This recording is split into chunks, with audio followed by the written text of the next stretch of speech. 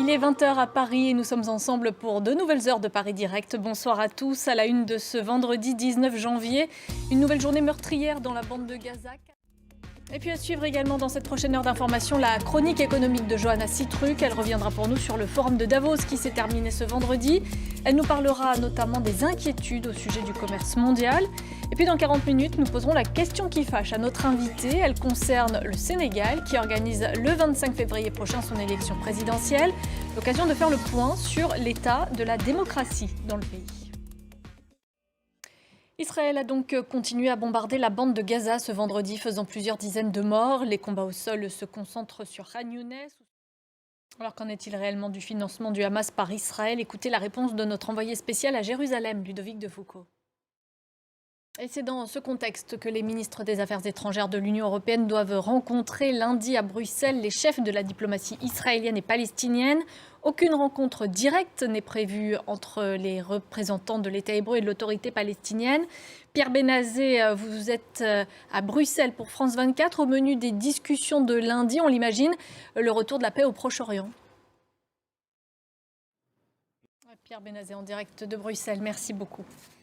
La communauté internationale, elle continue de redouter un embrasement régional. Les Houthis pro-iraniens ont revendiqué de nouveaux tirs ce vendredi contre un pétrolier américain dans le golfe d'Aden.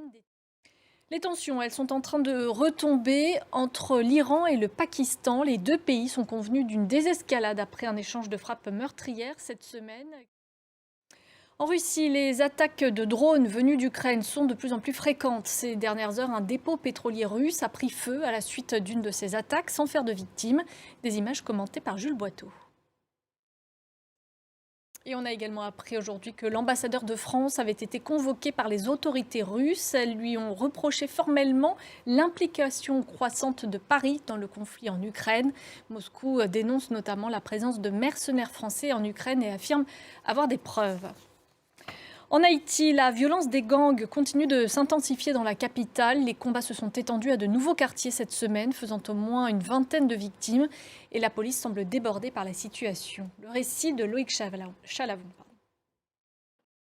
En France, le verdict est tombé dans l'affaire Théo. 3 gardiens de la paix étaient jugés depuis 10 jours, poursuivis pour violence volontaire. Ils ont écopé de 3 à 12 mois de prison.